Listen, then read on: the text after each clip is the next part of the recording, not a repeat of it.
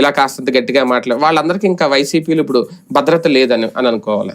వాళ్ళని ఇప్పుడు వాస్తవంగా ఏంటంటే జగన్కి దూరంగా వెళ్ళాలనుకున్న వాళ్ళకి మళ్ళీ జగన్కి దగ్గర చేర్చారంతే. ఇప్పుడు అలాగైన వాళ్ళు అందరూ లేదు ఇక మేము జగన్ వద్దు మాకు చంద్రబాబు నాయుడు దేవుడు అనుకుంటారు వాళ్ళు ఎవరన్నా.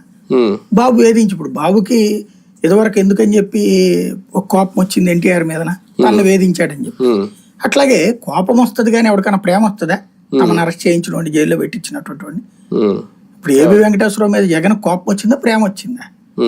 ఆంజనేయుల మీద చంద్రబాబు కోపం వచ్చిందా ప్రేమ వచ్చిందా? అంతే ఉంటుంది. ఇక ఇంకోటి ఇప్పుడు ఏంటయ్యా అంటే జగన్ కి కొన్ని రకాల ప్రయోజనం చేకూరుస్తున్నారు. నెంబర్ 1 వచ్చేటప్పటికి నిత్యం లైమ్ లైట్ లో వీళ్ళే ఉంచుతున్నారు, రోజు చర్చించడం ద్వారా. అతని పేరు రోజు ప్రస్తావన, అది కుంభకోణం ఇది కుంభకోణం. ఈ కుంభకోణం ప్రస్తావన వచ్చినంతసేపు జగన్ చేసిన సంక్షేమానికి సంబంధించిన అంశాలు జనంలో చర్చకు వస్తాయి. ఇప్పుడు లెక్కర్ అన్నారు, ఇప్పుడు ఇంటి దగ్గర బెల్ట్ షాప్ గురించి వ్యతిరేకిస్తున్న మహిళ ఇప్పుడు మొన్న గుంటూరు దగ్గర అదేది బెల్ట్ షాప్ కాదు మెయిన్ వైన్ షాప్ కు వ్యతిరేకంగానే మహిళలు ఉద్యమించారు. అదేదో సంఘాలు ఎవడు రాలా, లోకల్ గా ఉన్న మహిళలు ఇంటికి పోతుంటే తాగి రోడ్డు మీద గొడవ చేస్తున్నారని అక్కడ తీసేయమన్నారు. వచ్చేసి తిట్టింది, నడిచింది. వాళ్ళందరినీ పోలీస్ స్టేషన్ తీసుకెళ్లి 4 గంటల పాటు కూర్చోబెట్టారు. వీళ్ళంతా ఎవరు? మధ్యతరగతి మహిళలు. వాళ్ళందరూ అబ్బా మా ఇంటి దగ్గర మందు తాగుతుంటే చంద్రబాబు గారు అద్భుతమైనటువంటి పరిపాలన అందిస్తున్నారు, రేపు పొద్దున ఏమైనా సంబరం చేసుకుంటారా?